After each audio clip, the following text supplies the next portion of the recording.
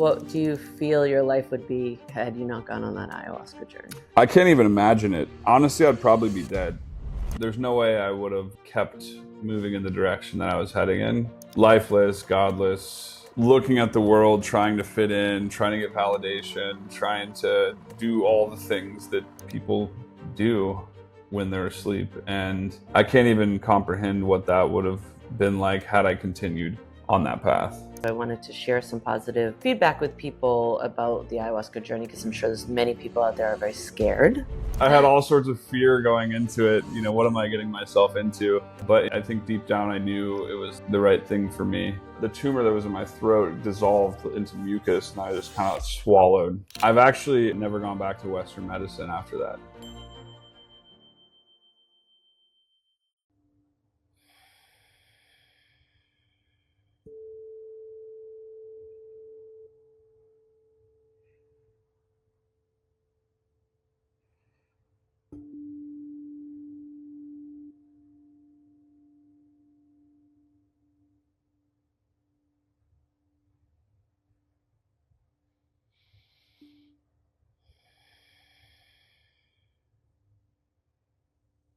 Powerful. Yeah.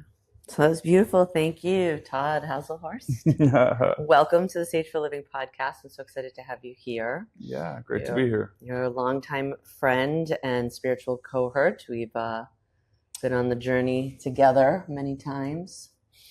And, you know, I have you here kind of as a follow-up to Shaman Omar. Last week we talked about ayahuasca, and you are someone that I've journeyed with a lot, and I know that you've had some great experiences with ayahuasca. So I wanted to share some positive feedback with people about the ayahuasca journey because I'm sure there's many people out there are very scared of this work. But why don't you tell us a little bit about yourself and where you're from and what you do? Sure. Yeah. I grew up in Kansas, family of entrepreneurs and contractors. So always was out in nature and doing, hanging out in the river. I always loved, just being one with nature. Grew up in really a middle-class family, ended up getting really good at athletics, started a business when I was 12 years old. Yeah, mowing the neighbors' lawns. And got really good at athletics, got a full ride scholarship, went to the University of Kansas, got my degree in economics and game theory. Had no idea what I was doing with my life, just kind of like fell backwards into life, I guess. Throughout that time, grew up with a lot of different trauma, a lot of different types of trauma. And so 2010, graduated from KU, was not knowing what I was doing with my life, and was diagnosed with testicular cancer. And so that was really the first time I had this culmination of a lot of different things happening at the same time, manifesting it in the form of health issues. And that was kind of the initial wake-up call, we'll call it. Were you raised with religion, or did you have a sense of spirituality already? So I was raised Catholic, but I grew up going into these mega churches that were, $16, $20 million churches. And I was looking around going, I think they kind of missed the point. So a lot of religion, not a lot of spirituality was happening. And so for me, I turned away from the church. And really that's, I would say, when I got lost was when I disconnected from some sort of relationship with God, and throughout college became more agnostic because I was always very inquisitive. I always asked a lot of questions, why do things happen? And really tried finding answers, but I just couldn't really find them in the Catholic Church. And so ventured away from that for a while. When I kind of to back up a little bit, when I was in college, freshman year, I was going to be an NFL athlete. Everybody thought this guy's going to go to the NFL. Played as a freshman. Going into my sophomore year, got injured. I had 2 torn posterior labrums in both shoulders. Wow. Yeah. And 6 herniated discs in my spine. Wow. So sophomore year was a lot of pain. And you played through the pain? I did, yeah. Well, I did until August, when I basically told the team, you're either going to do surgery or I'm going to transfer, because they didn't want to do anything about it.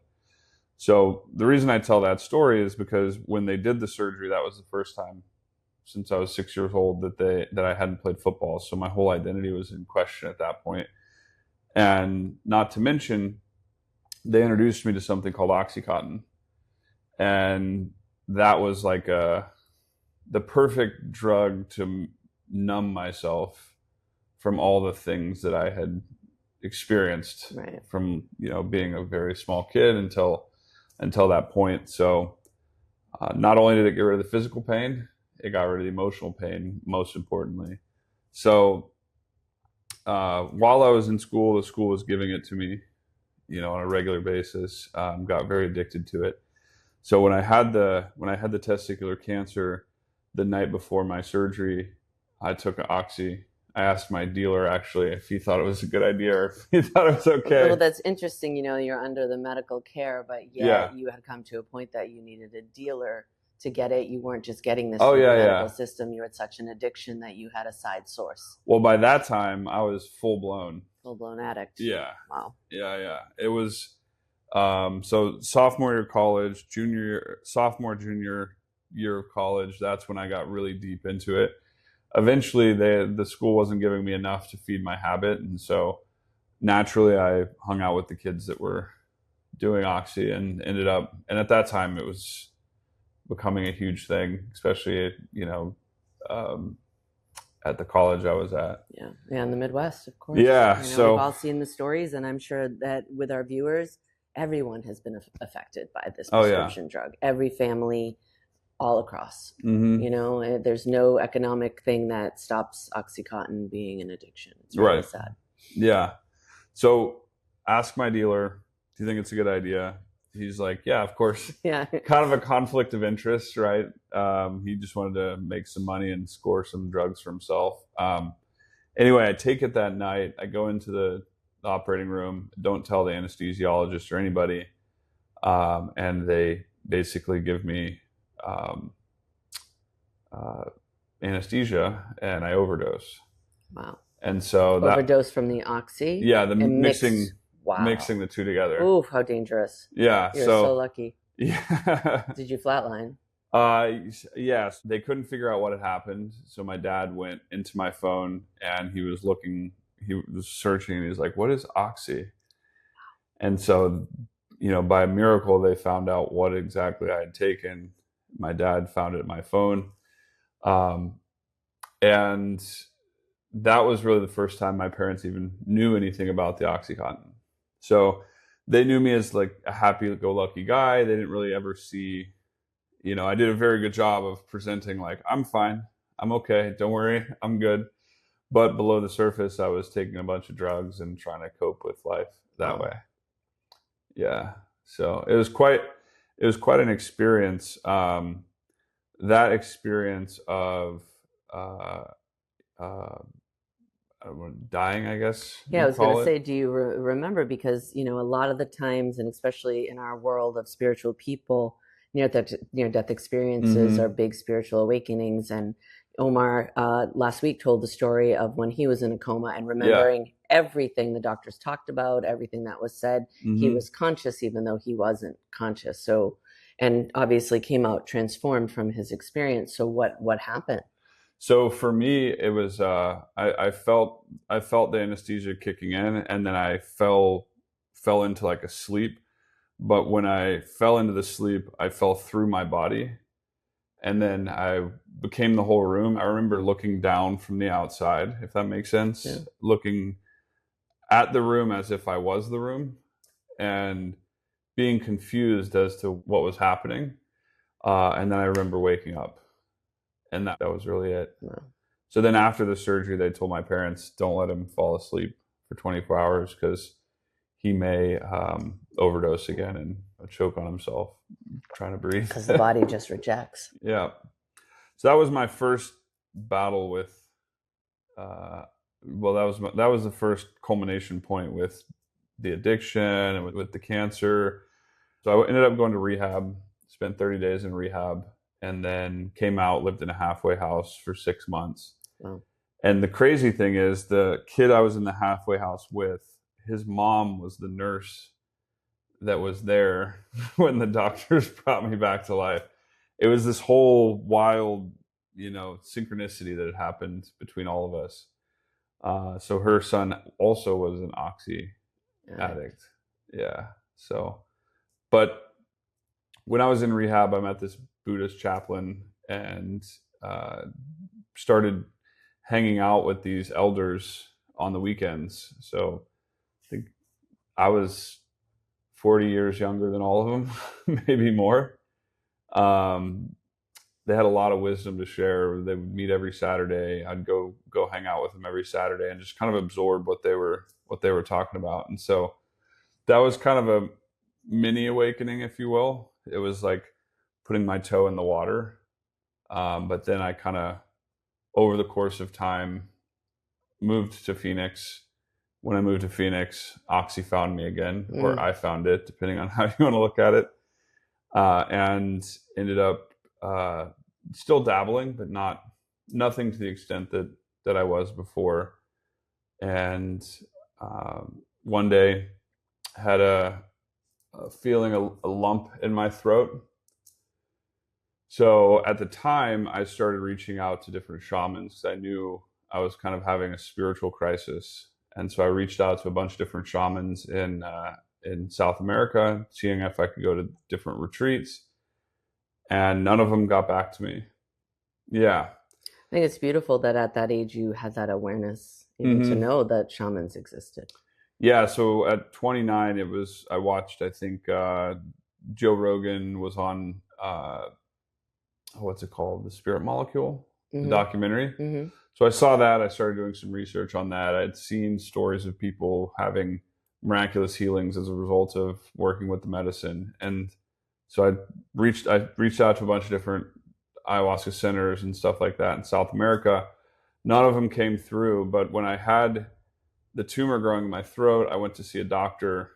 And the day that I heard back that there was a tumor in my throat, and they kind of had confirmed what I had already known, because cancer feels a lot like a parasite feeding, like it's feeding on you. You can tell something is off and something's feeding on you.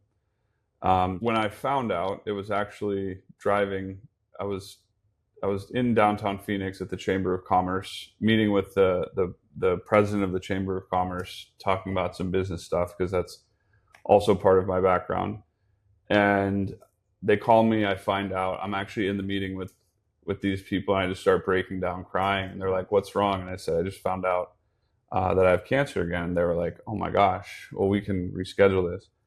So I leave, I call my mom, I have a breakdown, and then drive back home, further breakdown, further meltdown.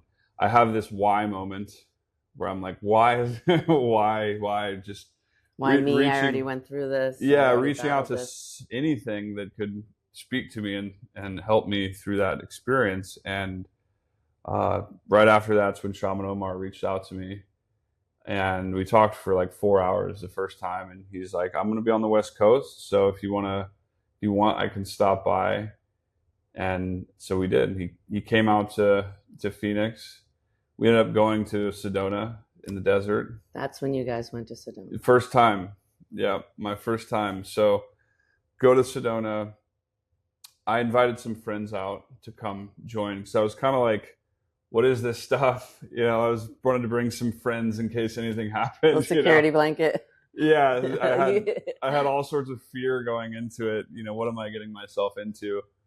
But I think deep down I knew it was the right thing for me. And so he comes out to Sedona. We end up having ceremony in Sedona. And the first night I remember learning why everything that had ever happened to me had happened to me in my life. This is what the medicine told you. Yeah, leading up to that point, which would be the catalyst to kick off my awakening. And it was so profound. I remember that at a certain point when I got the download as to why everything had ever happened to me in my life, the tumor that was in my throat dissolved into mucus, and I just kind of swallowed. Yeah, it was really wild. That was the first night. It was a very powerful experience. And then we did a day ceremony the second day out in the middle of the desert. And in that ceremony, it was all about understanding duality and karma, and how I had this accumulation of karmic energy as a result of, things that have happened, and that imprint was imprinted on me. And that now the part of my journey is really just releasing that energy that no longer serves me, releasing that karma that no longer serves me, and aligning with myself so I could do what I came here for. Wow, that's quite a story. So that was it. That first time was 2 ceremonies. Yeah, we did Friday night and then Saturday during the day. And then you went home. What happened with the cancer? Did you go back and get scanned again and it was gone? No, I never went back to the doctor after that. You never did? I've actually never gone back to Western medicine after that. And that was, 20 years ago? That would have been 10 years ago. 10 years ago, okay. Yeah. Yeah, and you're healthy. Yeah. I think I went to a hospital a couple times, but it was for more like emergency things, which is, I think, probably a better use of hospitals. They're not very good at solving chronic spiritual illness.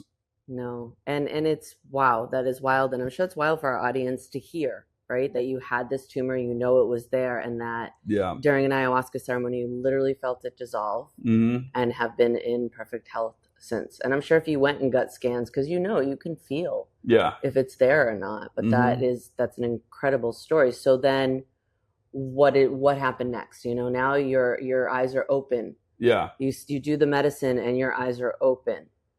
Yeah. What next? What next? Yeah. Exactly. What do you do with that? So I ended up traveling around with Omar for 4 months.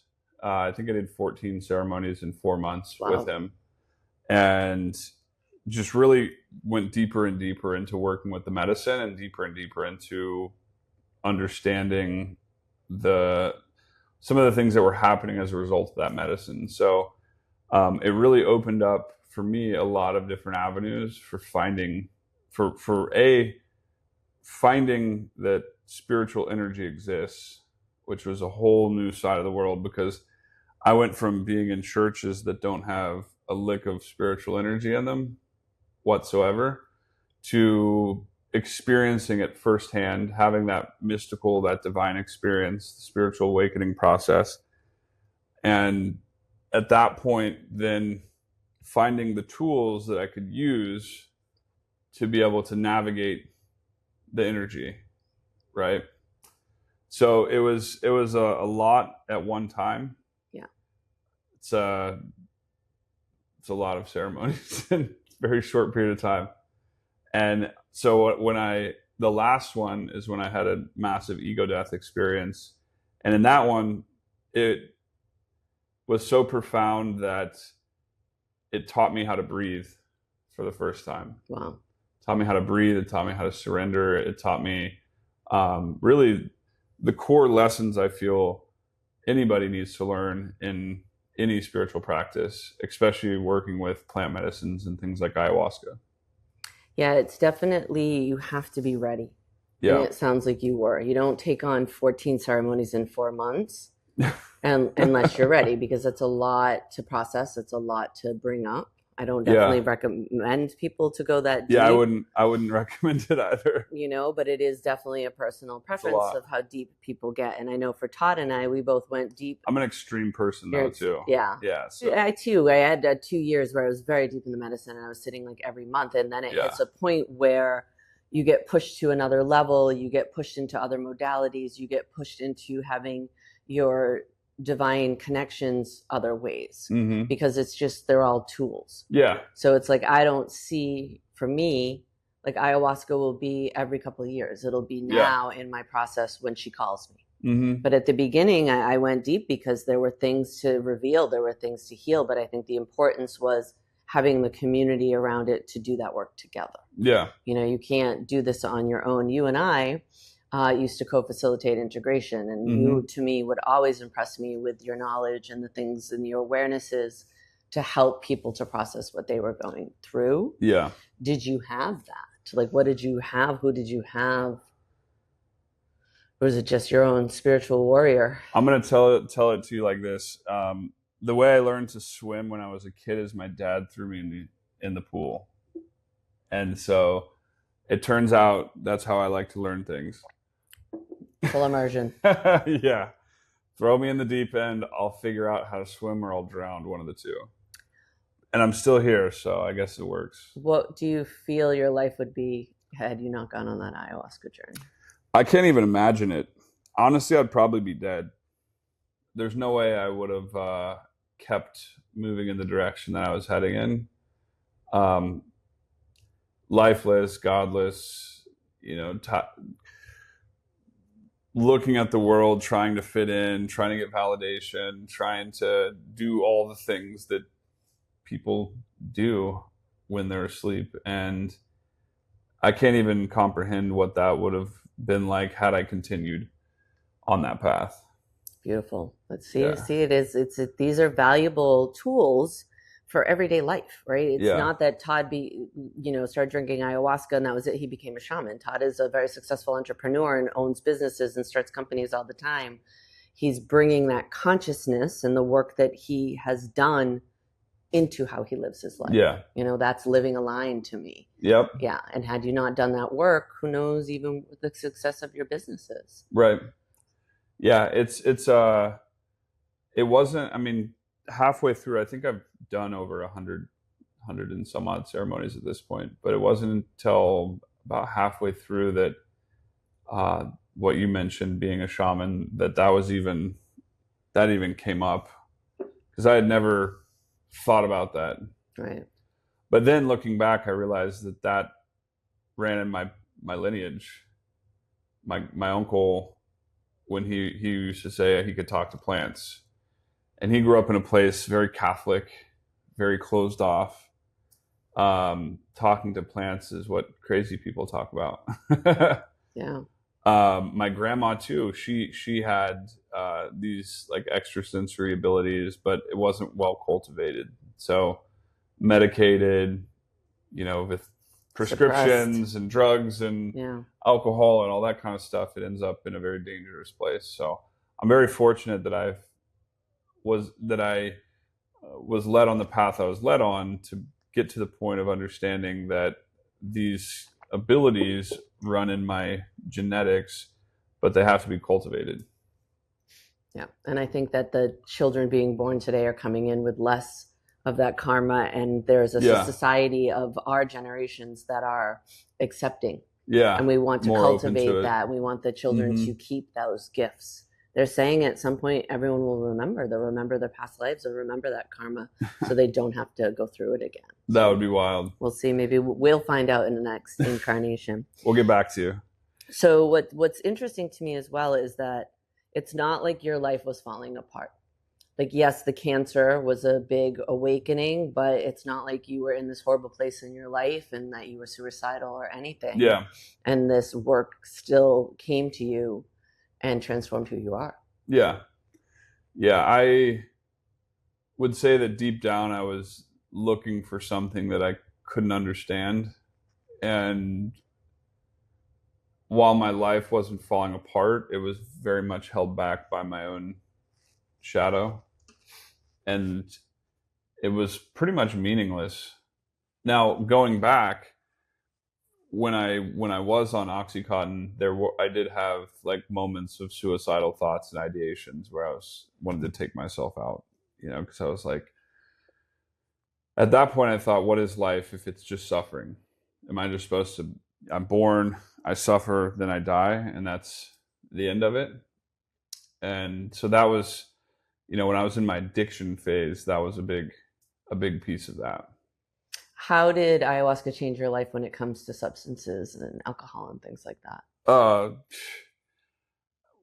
There's no longer any urge whatsoever for any substances or any alcohol or anything addiction related. So the underlying cause of addiction is driven by self-hate. It's driven by lack of self-worth, lack of self-esteem. And so what happens is the drug becomes the means of coping with that feeling. And so if you remove that feeling, then the addiction's gone. Wow, that's beautiful. Yeah. And so a lot of the people that are suffering out in the world from addiction, there's actually ways to get rid of that. One of the things when I was in rehab and got out, they wanted me to go through AA. And in AA, they talk about how it's a disease. And I would be sitting in these meetings and they would be saying, oh, once an addict, always an addict. And I was like, that can't be right. Like, what? It's not a hope. If you consider it a disease, then disease can also be cured. So wouldn't that therefore mean that it's not a lifelong affliction? And the reality is it's not a lifelong affliction. It just requires the right medicines and the right tools to get rid of the things get rid of the energies and the emotions and things that are causing you to search for a drug to fill that part of yourself. Right. Yeah. People don't see that. The word that kept coming to me as you were speaking was choice. Choice. Yeah. And it's, yes, they can be addictions and diseases, but it's still a choice to take that drink, a choice to take that pill. Yep. And it's overcoming those feelings inside that are coming up, that the urges of what we want to mask. And I can understand that because I was at a point in my life years ago where I would say marijuana was my boyfriend. Yeah. So what was he feeling? He was feeling my loneliness of not having a boyfriend. Yeah. And I was replacing that feeling, it's, he's always there for me. Just numbing that part of and yourself. Someone said to me, how are you going to find a boyfriend when you already have a boyfriend? I thought that was a very interesting. That's very astute of them. It always stuck with me. Yeah. Because when you're holding on to something, and it doesn't have to be a drug, it doesn't have to be a pill, it doesn't have to be marijuana, it can be television, it can be food, it can be Instagram, TikTok, Facebook, work. Yeah. Children, helicopter parents have become obsessed with their kids' lives. Yep. It's like filling something that we're missing of ourselves. So it's like ayahuasca helped you to see you have those things within you. You didn't need to escape them. Deal with them. That was ultimately what I learned from the ayahuasca, is that ayahuasca just showed me what I already was deep down and helped me understand the right frame of reference to be able to access that part of myself on a regular basis, because I was so disconnected from it. So it was a tool to help reconnect me back to myself. And it's a very beautiful tool, and it's a great way of understanding and having that frame of reference, because what you're experiencing along the way, your mind is going to try to interpret something. It's going to try to make sense of it, because that's the mind's job. Right. It wants to understand everything because then it can feel safe, but it will never understand everything. It's impossible for any one mind to understand, because your finite mind having an infinite reality with multiple dimensions and everything. So you can't possibly understand everything. And so it's really a great tool for helping see what's happening inside of you and having that come to the surface so that you can look at those things and you can move through those things and get to a better understanding of who and what you are. Beautiful. And I think what is important is, like, ayahuasca is going to bring up these, like any modality, family constellations as well, it creates these awarenesses. Mm-hmm. And now it's up to you to do, as we call it, the work around that stuff. So it's like you could do an ayahuasca ceremony, but make sure you have a healer or a therapist or people you can work with after that can put it into context. Yeah, because it doesn't stop with just a ceremony and I'm healed, or things have transformed for sure. Mm-hmm. You might have less urges around alcohol, around meat, around treating the environment better. I feel that comes out a lot in people's ceremonies, that Mother Ayahuasca wants this earth saved. Yeah. And people start acting more humanely. Mm-hmm. But you need support to help you get through this to the next level. You can't always be running to ayahuasca for the answers. Yeah. It's ayahuasca showing you things for you to now integrate into your life, into your everyday life, because we all have to go back to the matrix and make money and work and take care of families. So it's like, we don't want to be in that escaped world either of spirituality and ayahuasca. We want to be able to integrate it back to our lives. Yeah. Which I think you've done a really good job, because you have your practices, and I think that's always very important. but you've brought it into your businesses. Mm-hmm. So can you speak a little bit about the consciousness that you've brought into your businesses, or even tell us what it is that you're working on and how you integrate these tools into who you are and how you bring business to the world? Yeah, so a CEO is nothing more than a shaman of a product or a service. And it's the job of the CEO to be able to navigate the landscape, navigate different challenges. If you want to expedite your awakening journey, be an entrepreneur. Why is that? Because the degree of challenge that you face, and when you have the frame of reference that you're responsible for everything and you don't allow yourself to blame others for the entrepreneurial journey, is very much like the spiritual journey, in that it goes through these phases, and you uncover parts of yourself that you didn't even know were there as part of that journey and that experience.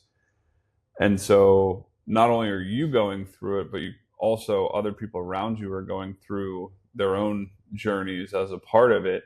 And it's very difficult, especially, we're in technology. So it's a very difficult space. It's rapid changing. It's fast paced. It's a lot of innovations happening all the time. There's a lot of headwinds. There's a lot of tailwinds. A tailwind can turn into a headwind. Things can change. The world is forever growing, kind of like a fractal. It's always changing and changing and changing and changing.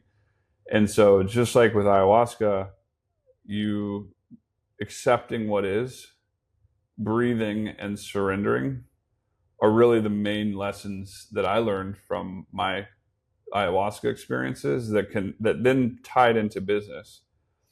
Because as a founder, if you don't accept what is, you're not going to be able to make the right moves or decisions, because you're going to be in a state of fear. Or then you're probably going to give up and quit, because you run into those moments where it doesn't seem like you can carry on. And a lot of people, they make it just to that point and then they quit because it's too challenging. It's like in ceremony, if you have that point where everything's culminating, and you're sitting there going, oh gosh, oh gosh, oh gosh, and you're kind of like white knuckling and hanging on. In those moments, if you could just remember to breathe, let go, and surrender, this too shall pass, and then you navigate through the other side. So it's the same thing in business. But what a lot of people do in business is they get to that point, it becomes so intense, it becomes very challenging, and they're like, I can't do it. And they stop what they're doing. Right. And when you're in an ayahuasca ceremony, you hit that point, there is you can't go anywhere. You can't go back. That's the main difference. Is you have to surrender. Yeah, and it sounds like surrender, which we take into the ceremony of surrendering to the medicine and that feeling and that needing to hold on. You've brought that into life. Yeah. And being able to be more relaxed. Yep. Right? So you can take those punches easier. Yeah. They're softer. Yeah. They're not softer, but they're more manageable because bruise as easily. You can sit in the intensity of it and just be present with the intensity of it without, a lot of entrepreneurs are alcoholics, drug addicts because of that intensity, and they need something to cope with it. But, when you raw dog reality, it's a much better path, because you're feeling and experiencing everything. And that's the state. That's what you want. You want to be present and aware. You don't want to constantly be changing your state artificially, because you're running from whatever's below the surface. Right. And then you have all these people who work for you who are chasing you. Yeah. Because you're running in different directions, and we were supposed to do it this way, and now you're telling me to do it this way. And then they're reflecting your shadow back to you as well. If you're running away from that, a lot of entrepreneurs do, a lot of CEOs do. They end up selling themselves. At the end of it, they end up with a lot of money, but they hate themselves. They're depressed. They're full of anxiety. All the things that can happen. I understand it. I recognize, that the challenge of it, the difficulty of it, will drive you to the point where you have two choices: accept what is, or distract yourself and try to numb the emotion or the feeling with anything. Can you tell in business when you start dealing with people who's in the work, who's conscious? Mm-hmm. Yeah. Yeah, because 100%. you're at that level, so you can feel that when you come in other people. Yeah. They're a lot cleaner in their thoughts. They're a lot cleaner and they're more articulate. They just have an energy about them that's different than people who are not on that path or who have done that work. I've actually been fortunate to run into a number of people along the way who have been doing the work and are in high positions of power and influence that we can collaborate with. So I think that's also cool. part of the energy. You manifest it, you attract it. Mm-hmm. So you're at an energetic level that these people are at, and so you're magnetizing to each other. Yeah. Right. So I think that's another great thing with the work and with consciousness is you attract that higher consciousness as well, and that's the boat we all want to be traveling in. Yeah. You know, as we elevate, I want to be around people that are elevated. I don't want to be around the people that are still healing or stuck in that. I want to help them. But when it comes to doing business together, I want to work with the people that are at that point too, that have done the work. Yeah. Yeah. It makes business a lot easier when you don't have to deal with all the ego. Yeah. Because it's hard enough as it is, but the ego is what makes it 10 times more difficult. I'm always reminded of a saying, business is easy, people are hard. Mm. And it's so true, because when you get into business, you start interacting and interfacing with people, and you can run into people who have massive egos for whatever reason, and they're unreasonable, they're hard to deal with, they have all sorts of things that make them very difficult to do business with. Right. So it's finding that alignment with the higher consciousness of the business owner, which I love, because that's the whole thing, is that this isn't just for the woo people, this work and these medicines, this is for everyone, because it factors into your life of how you show up for your family, how you show up for your business, how you show up for yourself. Yep. And that is the importance of doing this work, to be in these awarenesses. And ayahuasca is just a tool, and it's not the only tool. Right. You know, and I feel like for both of us, our toolbox, as we've been in this work, just continues to grow. It does. Yeah. There's definitely a lot of tools. And the most important things that I learned from ayahuasca in general was, again, going back to it, this too shall pass, surrender, and learn and breathe. And those three things, doesn't really matter what you're doing, will help you navigate life properly. Because when people feel anxiety, a lot of times it's because they forget to breathe. They become tense, their body's tight, they stop breathing, and then all of a sudden they're feeling anxiety and they're like, whoa. But if they just took a minute to just go, they would release the pressure valve, and the energy, that's the emotions and energy and stuff that's stagnating and inside of them that's making them anxious would release, and they would feel much cleaner. I feel like that is really step one. Yeah. It's breath. My daughter had a couple friends who were leaving for college, and one of them's going to play football, and I actually taught them box breath. Oh, really? Because he said, I'm not nervous, I'm excited, but he's like, every day I step on the field, I have that anxiety, like it's game day. Yeah. And I said, you can do this breath and nobody even knows you're doing it. Inhale for 4, hold for 4, exhale for 4, hold for 4, and just continue until you feel that anxiety go away. So that's a beautiful reminder of the breath. I was actually with this guy the other day, and he had a very short fuse. Anger was kind of his go-to, and I taught him. I said, put your hand like this, and then focus on plug your right side, breathe in, and then switch and exhale. And I just had him do it 3 times, and he looks at me and he goes, whoa. So from Kundalini, I know that it's the alternate nostril breathing. Yes. And it does help to regulate the nervous system. It helps to balance the sympathetic and the parasympathetic nervous system. Yeah. It takes all the chaos that you're feeling internally and then turns it into nice peace, tranquil energy. Simple, people. There's so many opportunities for us to just on our own, Yeah. a simple breath work that can just help you get through your days in a more even way. So is there anything else you want to share about your experience through the years of ayahuasca? Omar had said the other day, it was interesting, we were talking about integration, and he said, it's not about the amount of ceremonies, it's the time. Yeah. And I feel for you and I now, it's been 10 years that we've been in this medicine work. And I feel myself so much different as I was when I was early on the path and drinking the medicine more often. Yep. And now where it's just become a aid when it's necessary. And when I mean she calls me, I literally, it's like I can hear a voice saying, hey, Susan, it's time.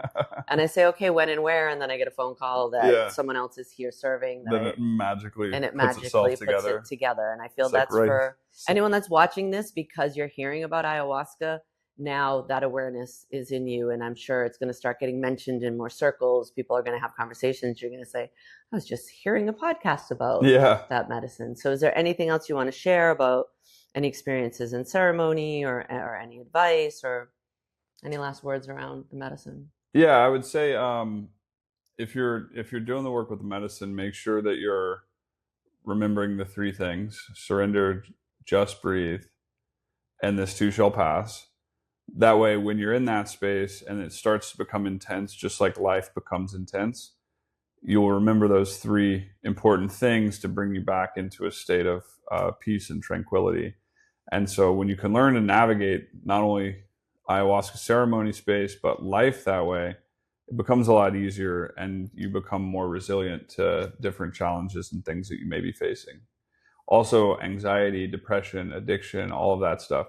If back in the day, before I picked up Oxy, somebody would have told me, hey, that impulse, just give it a minute, this too shall pass, do some breath, surrender to what you're feeling, I would have saved myself a lot of heartache and trouble. But you got to learn somehow. We go through these experiences for reasonings, and if we can't learn and grow from them, then we're going to come back and repeat them. And you may not have been ready at that point. You might have not been strong enough to believe that was possible. And said, no, I need this drug. I can't. I would have been like, nah. I'm not going to breathe. I'm just going to. No, I believed that the doctors, knew what they were talking about, and that I needed the painkillers in order to manage the pain, which is not true. No, I even know women that use essential oils over antibiotics. To cure things inside the body. There are ancient remedies out there. And I love that stuff's starting to come back into the mainstream, that we don't need so much. Medical is there. It's great. You need surgery. I've been having stuff with my heart, and I'm so glad that I have access to a cardiologist and to do some blood work and whatever. But it's knowing that, there are alternative tools that are natural that can help with so many things that we don't have to run to a pill. So here at the SageFull Living podcast, our tagline is live a life aligned. So what are some daily tools and practices that you use to live your life in alignment? Breathing, just focusing on my breath. I find myself throughout the day just taking a minute, focusing on my breath, trying to slow my breath down as slow as possible.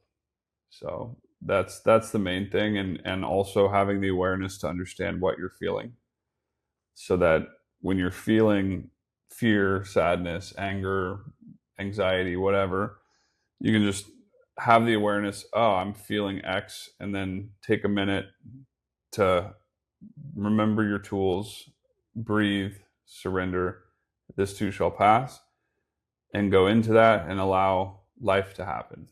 Beautiful. Well, thank you, Todd. Thank you for being here. Thanks for having me. So nice to have you back in the sanctuary. Do you want to play us out? Let's do it.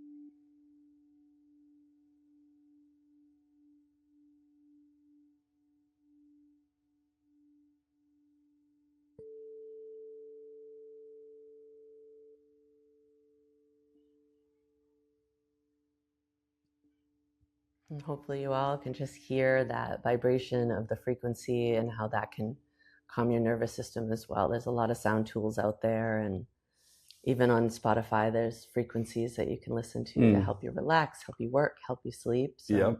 thank you. Thank you.